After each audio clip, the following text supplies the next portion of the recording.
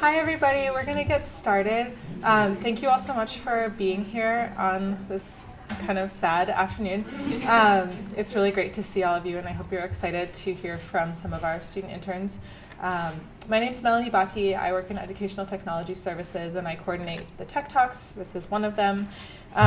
This is a little bit of an exceptional Tech Talk because we're also going to be talking about a Praxis course that EdTech Services is going to be offering in the spring. So I just have a couple of quick announcements to make. The first one is that we really like knowing who is here, and so there are two ways that we're doing that this time. We have our normal Tech Talk sign-in sheet that says Tech Talks at the top. There'll be one at the front and there's one by the coffee, and if you wouldn't mind signing in before you take off at the end, that would be really helpful for us so that we know who's coming and we can help make these Tech Talks more interesting to you. The other thing is that because we're doing this sort of information session for the Praxis course, if you are a student and you're interested in being in the Praxis course, we have a separate thing for you so that you can stay in touch with us and get more information. So if you're a student and you're interested in the Praxis course, please put your name and your email on this clipboard one so that we can stay in touch with you. The other thing I wanted to say is that our next Tech Talk, which is the final one of the semester, is going to be on the 28th. Same time, same place, 4 to 5. It's a Tuesday. And we're going to have some folks from LITS come and talk about password managers, which doesn't sound like a super exciting topic. Maybe it does to me. I feel like this is something I've been meaning to do and haven't yet. So if you've been thinking a lot about information security after taking the InfoSec security training, and you know that you should have complicated passwords, but you don't know how to remember them, this is going to be a great opportunity for you to learn more about that from some of our colleagues who know a lot about this topic. So there'll be a flyer for this if you're interested, and you can find out more about it on the LITS events calendar. So with that, I'm going to hand it over to Jenny Sporer, who's the director of EdTech Services, and she's going to talk a little bit about the beginning of our journey with the HoloLens.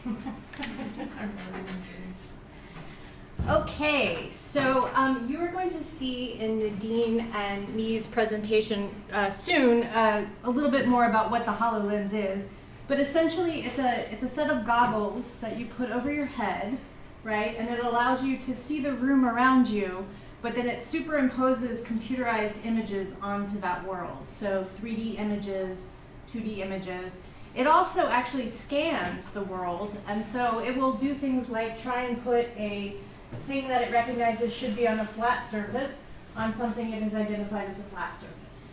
Okay, and they'll talk more about why that's interesting, useful, important. This is similar to, but different from virtual reality, which is the kind of goggles where everything you're seeing in them is computer generated, right? This is computer generated superimposed over a regular world. Okay, so why do we do this? Actually, the HoloLenses are a Microsoft device. They are in development currently, so they are not available to the world at large. We actually got a couple through a partnership with Pearson, which was arranged by an alum of Bryn Mawr. She's a chemistry alum, yeah, who works with Pearson. And they were looking for people to experiment with these HoloLenses. They wanted to show them to faculty, to students at the college level, and kind of see, just at first, very sort of brainstormily about what could we use them in a college classroom for. Okay, and then they were also developing some apps, and they wanted to test them out with Bryn Mawr faculty and students. And so that's why we had them, and we arranged, especially last year, for several demos and had them brought them to different places. In the meantime, we had these devices, and they said, you can do whatever the heck you want with them. And so we said, well, why don't we give them to some students and see what some students can do? So we did our first internship over winter break.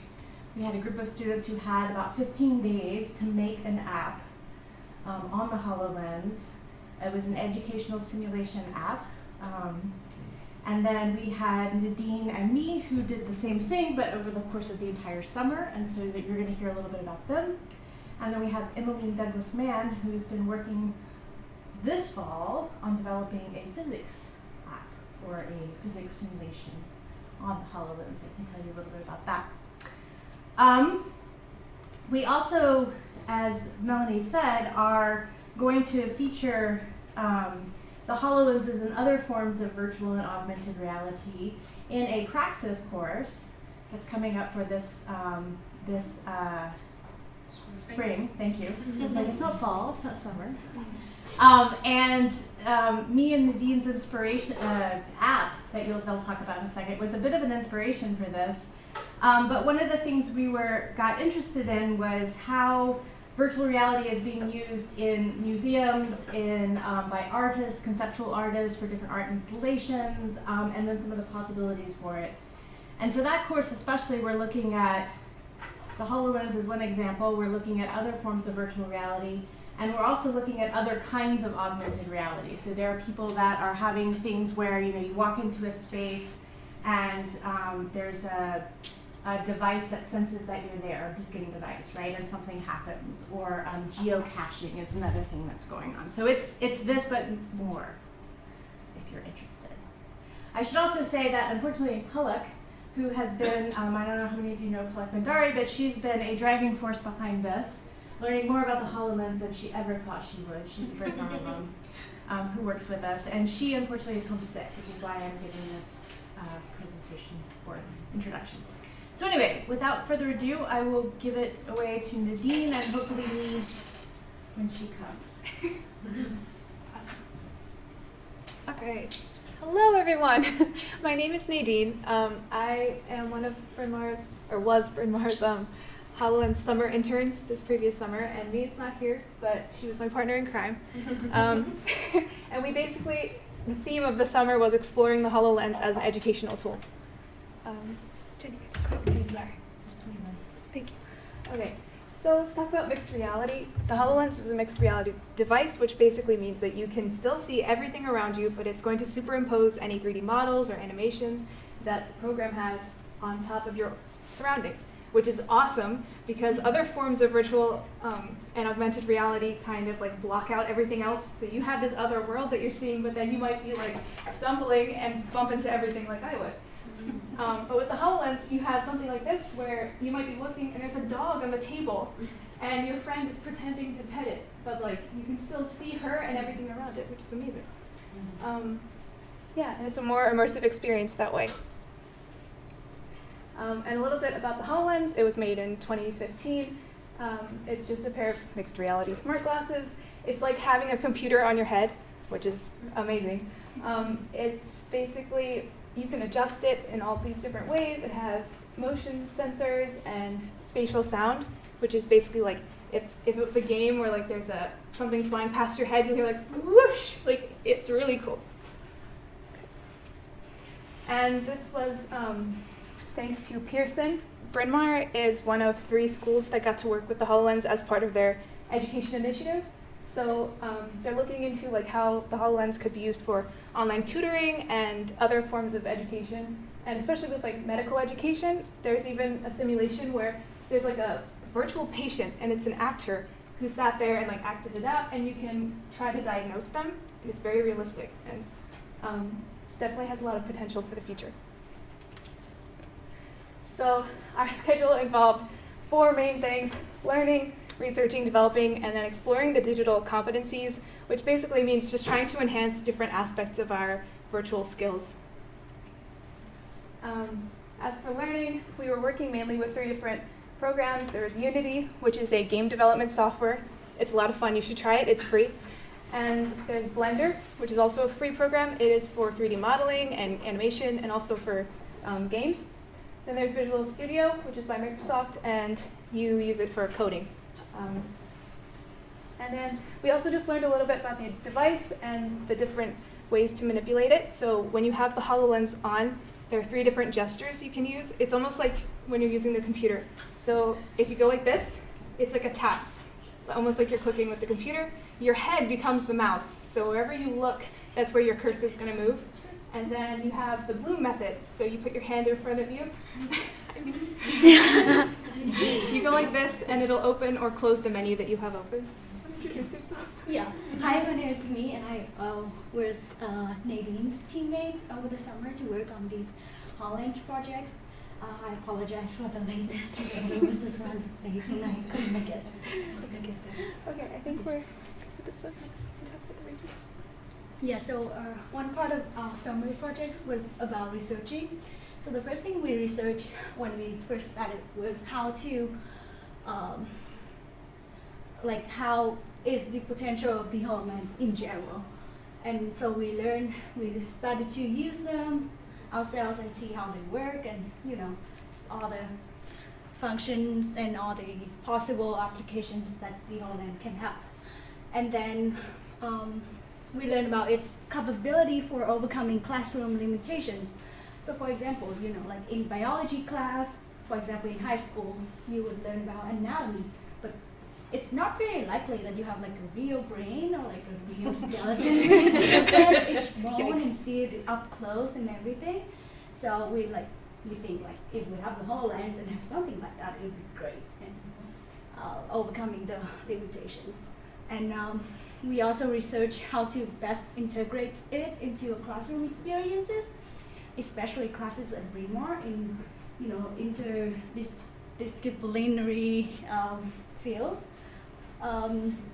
And we also explore other tools for learning and exploring through augmented reality and virtual reality, such as Aurasma, BlickPower, and Zapworks. These are pretty easy to use, and Aurasma can be found on iPhone or Android app, and you can download it and try, and these can help you make like very simple AR applications that everyone, I think, can do without a lot of technical difficulties.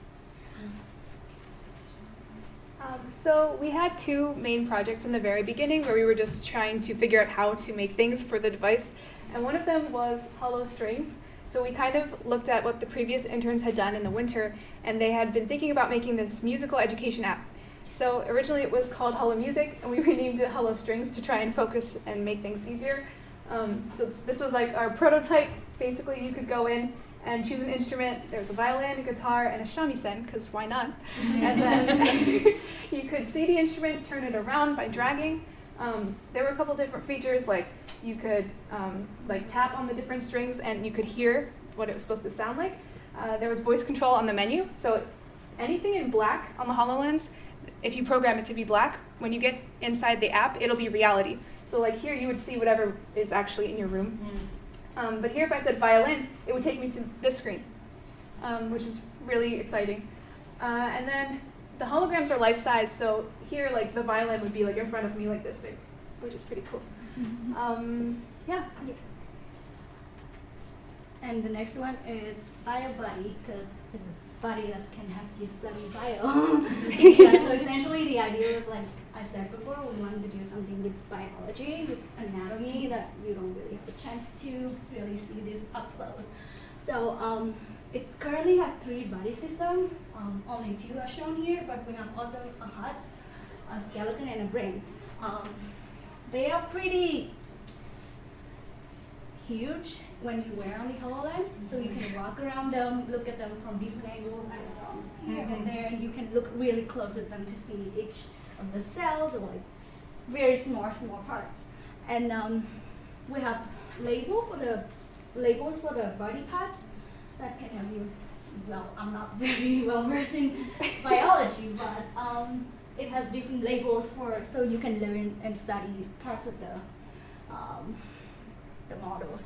And we were developing 2 modes, either the study that you can look at and study and go really close to the object to study, or quiz game, which is basically they give you a bunch of questions and quiz that you can tap A, B, C, D, and they give you right or wrong and all that stuff.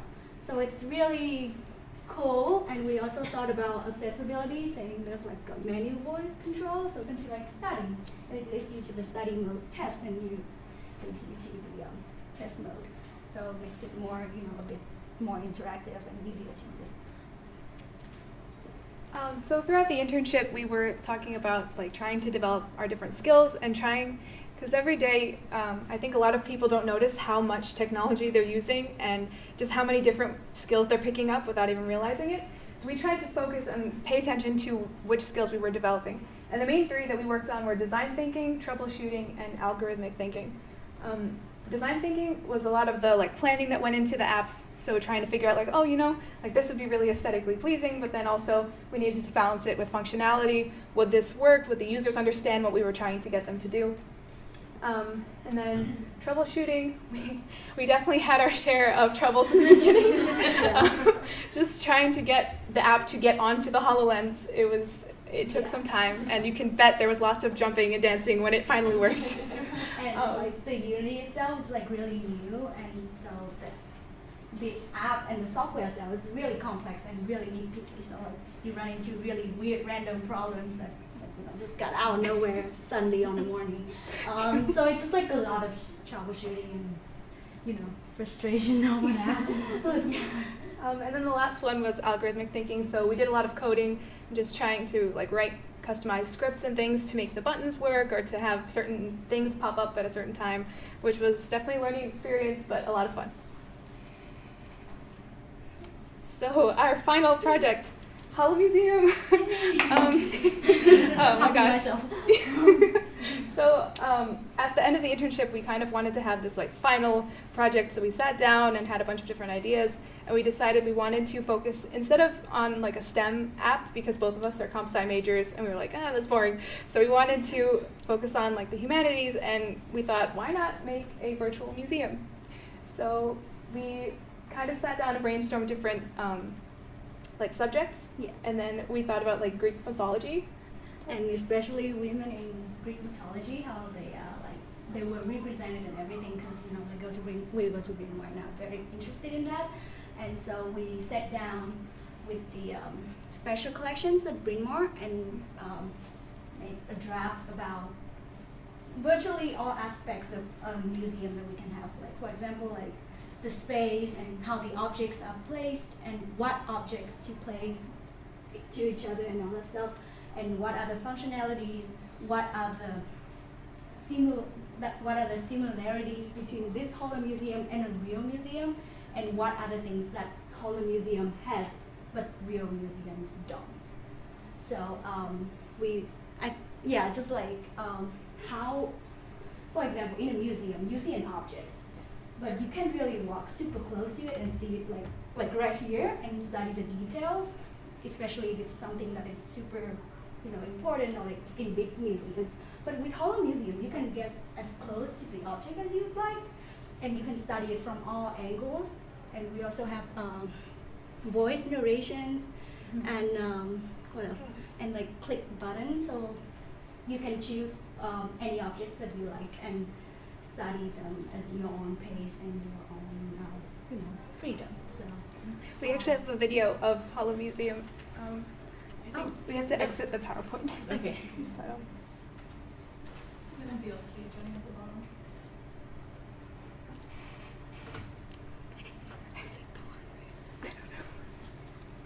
So this is it. This is us opening the app. Takes a little while to load.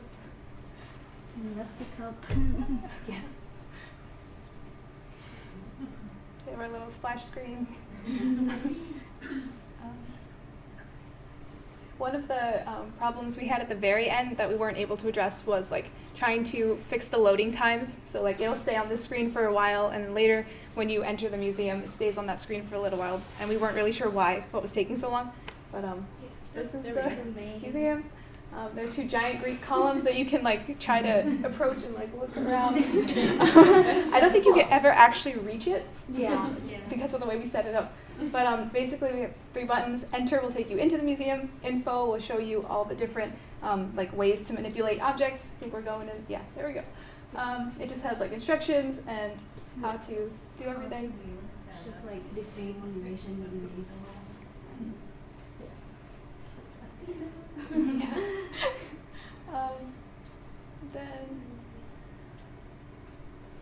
Yeah. So there's like long pauses between the button clicks, but we have our credits. Did we go with the credits? Yeah. This is everyone who made this possible. Yes, all the tutorials that we learned from, and the models that we got from the internet, we all credit them.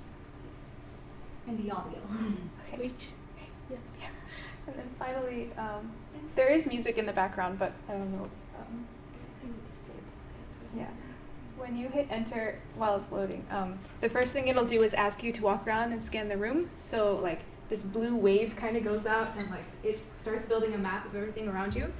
And then when it's finally got enough floor space, it'll tell you like done generating the museum, click to enter, and then the museum objects will pop up in the room.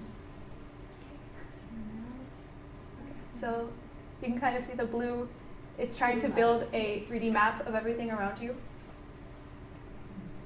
And when you're on the HoloLens, you don't actually see this dark, the black part. You just see the blue wave going out, which is, it's got that like futuristic vibe. Very fun. You do have to make sure you have enough floor space because if you don't, it won't generate the objects. Because in the code, there was something where there's like a minimum distance. The objects have to be apart from each other. So you have to scan for a little while.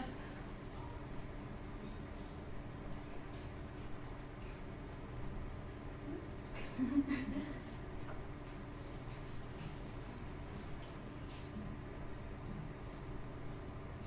want me to jump ahead? Yeah, that would be awesome. Sorry. Forgot how long it took. Oh my gosh, it's still going.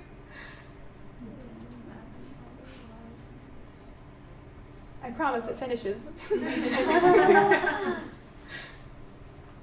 it maps all the wall corners and all the table surface and one It takes minutes, but like 10 years ago it would have been entirely impossible, right? It takes 3 minutes. There we go. So it says when ready, air tap to finalize your play space. Wait, it's gonna end because I think it's Oh, like is there the another video? yeah, like Oh, dear. that moment we enter. Okay. And, If you go back, Jenny, I loaded both of them, but you have to like rewind. Go back to this. And then again. Oh, there it is. Yeah. Okay. So here's the lovely Athena standing in front of whoever's wearing the HoloLens. And you can get as close as you want. There's a little plaque with her name on it. When you tap, here's like the information about her. And then that button will start narration, so it'll start reading the description to you. And you can always stop at any time. Can you hear it? Is I there can hear it, audio? and I turned up, the audio's on, so. Okay. But and then you just tap on that box to make it go away. But yeah, you can go around and get really close. And of course, we had to include Athena because Bryn Mawr. Obviously. But and yeah. there's like the 3 graces. And But like,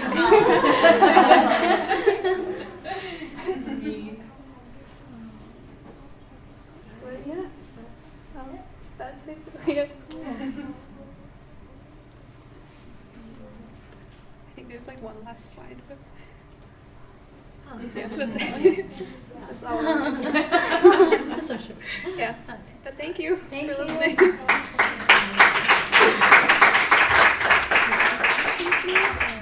I guess. So you guys want to take a few questions before Emmeline? Let's do questions at the end. Okay. Emmeline, why don't you come up and tell us about what you're working on?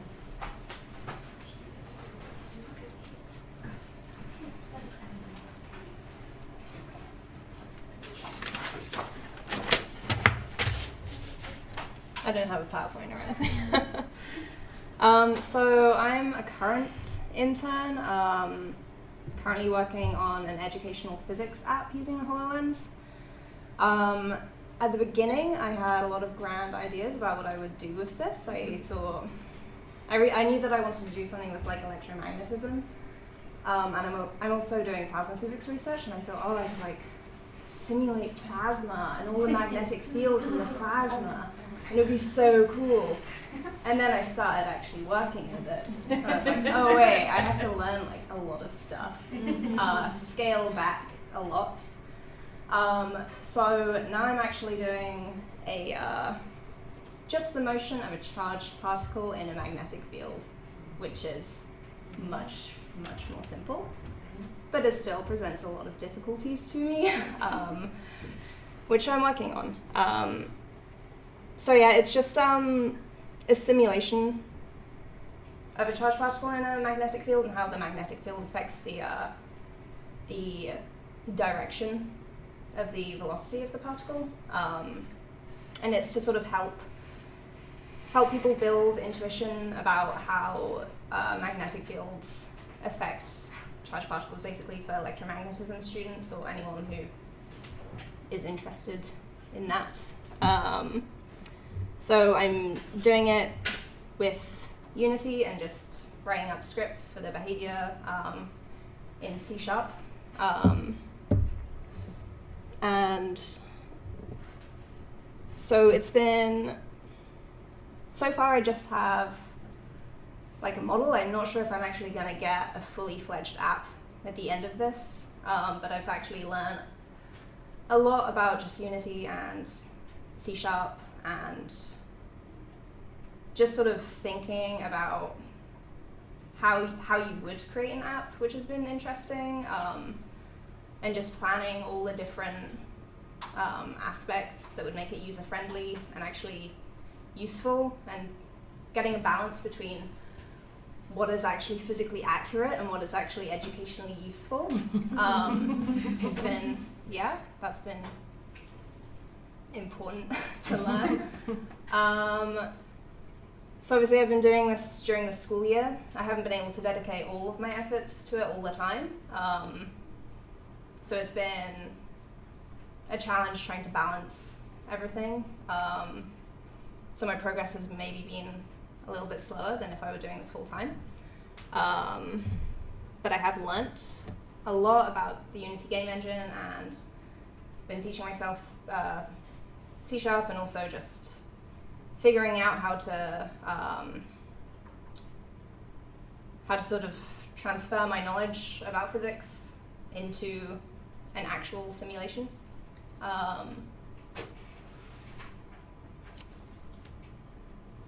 But yeah, so that's what I'm doing this semester. Cool. Very cool. Yeah.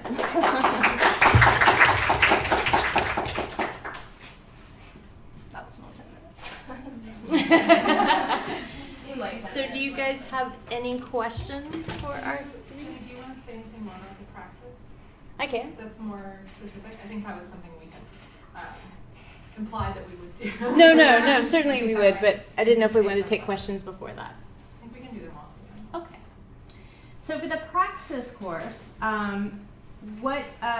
this is kind of a new way of thinking about Praxis courses, right? We used to have Praxis independent study. This is like a bunch of people doing a Praxis independent study all together. And one of the things that we found, and I think these guys would agree, so Emmeline unfortunately has been on her own, which is another difficult thing, right? It's a lot easier if you have someone who can help you troubleshoot, who can look at things and say, hey. So we've been able to serve as we don't know anything about physics. Let's look at your model kind of thing. But it's really also often handy to have someone to work with you. So the idea behind this Praxis course is we will look at ways that museums, cultural institutions of different kinds, artists in some cases, are using augmented and virtual reality, or thinking about using virtual and augmented reality. So different kinds of exhibits or installations that people have come up with, some of the different kinds of technologies they have used, you could use for these sorts of things, right? So the first part of the course will be playing around with some of those technologies, getting a feel for them, and then also looking around sort of quite broadly at different ways that people have been using them in this particular area. And then what you guys will do as a final project is figure out your own sort of installation to design and possibly, hopefully, to implement, depending on how big, broad, elaborate it is and how much you think, well, maybe that, so maybe I'll do a plan for it, or maybe you'll actually develop out an app. And as these guys said over the summer, I know you played around with Erasma and some other types of apps. Not all of these technologies require super heavy-duty coding, so there are things that you can do even without knowing, C# or learning C# or things like that. So, okay. Any questions, ideas? Yeah. Hi. I just have a quick question about the final project. Yes. Is it that everyone in the class collectively is building the define a project, one project together, or you choose group or individual, or how does Good question. The way we were thinking about it was that it would be small group projects, and so maybe 3 or 4 people is kind of a sweet spot for something like this. So people would sort of pick their ideas. Another thing to say is this is listed as a history of art class. It's connected to the museum studies program, and we are thinking about museums writ broadly. So it doesn't have to be art, it doesn't have to be sculpture, it could be a science museum, it could be anthropology, it could be all kinds of different stuff. History, geology. Do you have any ideas? There's the actual what we'll do with the geology collection yes. as Park Science is renovated, Yes. and our actual curators working with the geologists on that, so there may be some synergy there, some modeling that could happen. Yes. Other questions, ideas? Yeah. Are you guys doing the winter break HoloLens intern program here? Or Probably not. We decided to do this Praxis course in the spring rather than that because it was hard for a lot of people to be here over winter break. So. Other questions? Is anyone here thinking about the Praxis course? Maybe? Yeah? Okay. What are you guys interested in working on? I wasn't really sure. I just wanted to hear a bit more about what other people have done. Yeah, cool. Some of one of the things that we've seen, there's an app that we've been mentioning called Erasma, which is essentially it recognizes an image or a thing, right? So you kind of cue it up to something. I've seen it do it with a dollar bill. So you put it over a dollar bill or you put it over a painting and it recognizes that painting and then it plays something, right? Like it can play an audiovisual kind of little documentary or a quick snippet about something. So you can imagine you could, put it up over something as you're walking through a building or a museum and it could tell you something about that, right? Or it could animate the thing itself even. That's one of the things. Another thing, technology that people are using is the kind of geofencing. So just like if you have one of those apps where you can tell your friends where you are, right? Or if you're walking through a store and they like pop up ads for the things that are around you. In the art world, you can use that for so that you're walking through and it things become available to you on your phone or your device of some kind. It's another way people are doing it. Yeah. I have a question for the students, which is, how do you see this? How do you see this going forward? So you worked on this summer, and now I've had another semester. Do you see this applying to your majors or career goals? And if so, in what way? Or was it sort of an isolated, weird, cool thing that you did?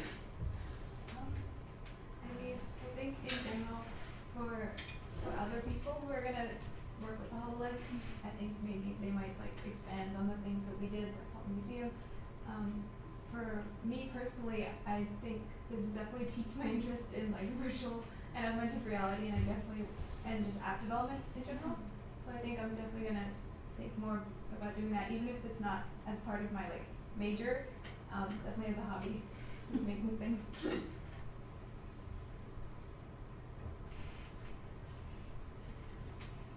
I'm really interested in physics simulations and stuff. I actually did an internship this summer, which was simulations of plasma physics stuff. So, I don't know, I'm really interested in how virtual reality can be used for physics simulations to help with physics research and stuff. I don't know if that'll ever actually be something that I work on, but I don't know, it's something that I'll keep an eye out, I think. If I'm in grad school or something and something to do with virtual reality comes up.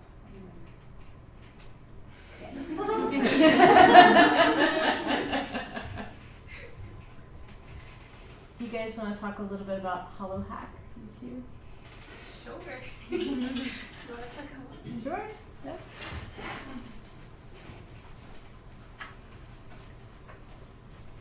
So another fun thing we got to do during the internship was go to HoloHack in Philly, and it was actually the last like HoloHack event, which was like a surprise to me because the device isn't even out yet. But we basically got there and got into a team and like had to come up with an idea for an app and then build it right there in 2 days. 2 days, yeah. And yeah, so one of the things that we found really interesting at HoloHack was that there were only three total, right? Yeah, 3 in total women or girls at the whole 2 of them. conference. Yeah, 2 of them. Yeah. At the HoloHack by Microsoft in Philly. So that was a shock. Yeah, and most of the people were like in their yeah. They were like older. Yeah, and pretty they've much. been developing stuff for like years and years, and so we came in really like afraid and yeah, they were like, "Oh, go mingle and find teammates." Yeah, someone came up to us so and people introduced themselves and we're like, "Oh." Yeah, so it was very fun. Yeah. But just like when they called us over to the other room and they had some speakers from Microsoft and we're just sitting, we sat in the back because the room was already full, just looking around like there was only one other woman there, and then I didn't see her again at the end. So I think she left. But like it was just very like, it was on one hand like sad because there weren't more women there, but also like we felt empowered because we were like, we know what we're doing. Yeah. It was so very, they were like asking, who here has like actually worked with a HoloLens? And you know, HoloLens is like so new. It came out like 2 years ago, or even less. Yeah. So like a lot of people who have been developing with Unity and like other game developers and all that stuff, like they kind of know it, but they haven't really worked with it. But we had, like, we've been working with it for the summer, so they not asked to brag. And they was like, yeah, that was like a very interesting moment, and you know, like, we feel really empowered, like, because we came in very, like, scared of anything. And then we got a team from some other people to work together, and we developed a game. which is like a, it's called Potion Pop. Yeah. And it was like, because you could make whatever you wanted. Some people were doing more serious things, but we were like, we're going to make a game. So we had like a graphics artist on our team, so we wanted to like make use of that. And basically it would be like, there was a cauldron, and it would scan the room and like try to place different objects in like bubbles, and you'd have to like drag the bubble over to the cauldron, and there would be like a timer. But we didn't actually get that far into like the mechanics of the game. But like and that's kind of also sparked our interest in spatial mapping, because we got really like, oh gosh, we can't do this in 2 days, but it just like kept bugging us. So we, you know, like translated that idea into a HoloMuseum, which is like spatial map the objects around the room. So I think that's a very it was fun. Yeah, helped us with the idea of our final project. Chris? You know, Jenny in her introduction mentioned that Pearson Education was able to provide us with the HoloLens, and I'm wondering if you could talk a little bit about what it was like working with this educational publisher and software producer. Oh my gosh, it was amazing. Just like having someone who was a Bryn Mawr alumna, and also she knows so much about chemistry and works at Pearson. She definitely was there to guide us kind of throughout the internship, and she was so supportive of all of our little like baby steps towards our final project, and especially at the end. She was just it was great working with her. They showed her the app and she did. She wept. She was so supportive and wonderful. Yeah, and we also had a chance to talk to a developer, a Pearson developer from England. Like we basically Skyped and talked about, you know, our progresses and the difficulties and like the challenges, and asking for help, for like both technical help and both like, you know, more on the what is it, encouragement. He's like, you guys can do it. This is amazing. And like he talked to us about his experience as a developer in Pearson, which was very like educational for us, as we're both CS majors and looking towards those kinds of careers. And yeah, I think most what I'm most grateful for Pearson is that they provide us with the HoloLens, which is it's very expensive. It's like 3,500. 5,000 each. 5,000. And so like all the developers, like the ones we met at HoloHack, like they didn't even have a chance to really work with the HoloLens, but we had like all thanks to Pearson. So I think that was very important.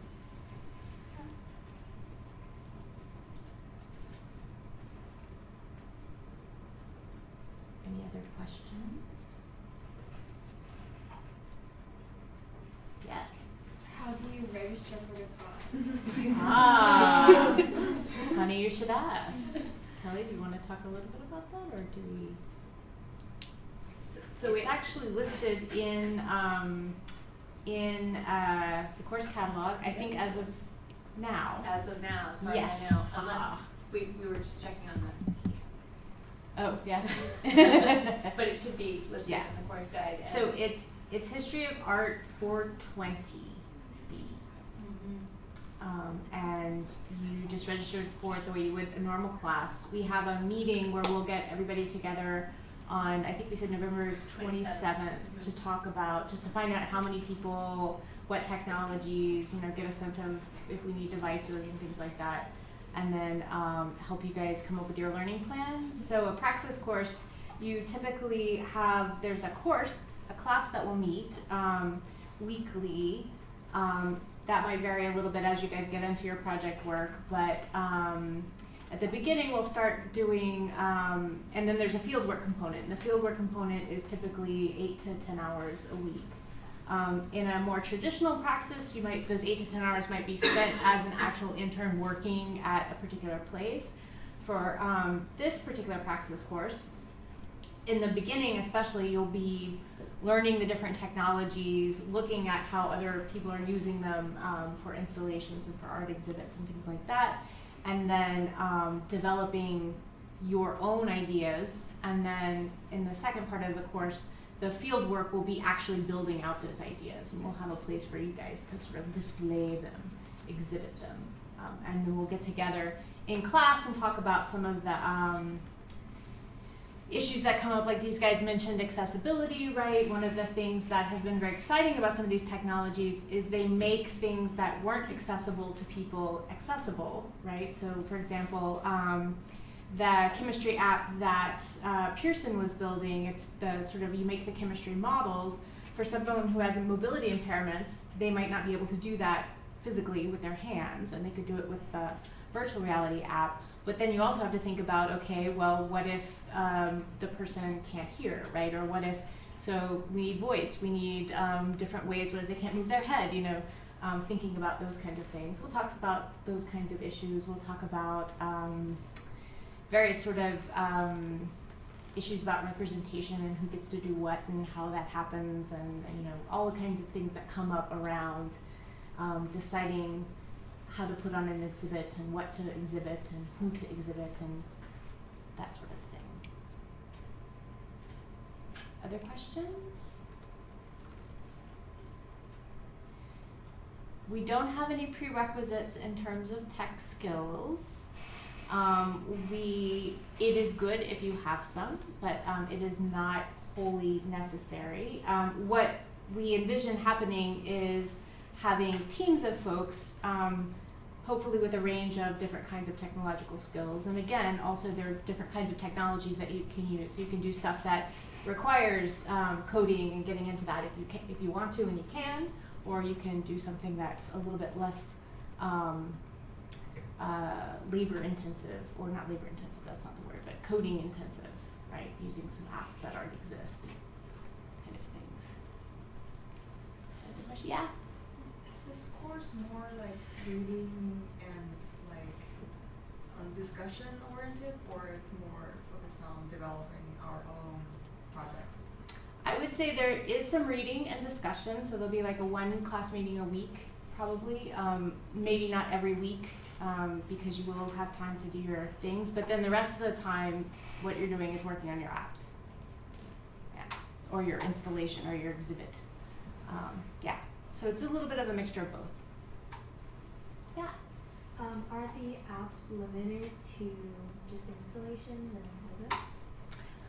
I don't know. What are you thinking of? Such as the other apps that they showed, Yeah. things like that, just like very more interactive platform rather than just having something there and visually just like looking at it.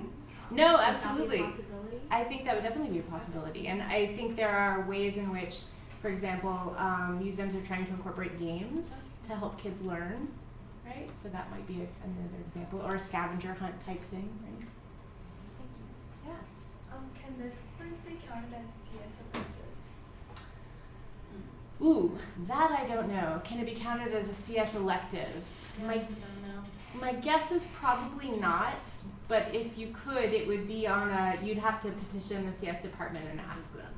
We don't have an arrangement with them for that, yeah. And we would walk through that process as part of your, like, once registered for the course and as you're completing your learning plan, we could work together on that. Students do have, if they want a particular credit or if they want to fulfill a particular requirement, they do have to petition the department. Thank you. But it's not unheard of. Right. It's not. And probably my guess is what would happen is you would have to do more coding, right, for it to work out something where your project would be particularly computer science focused. Other questions?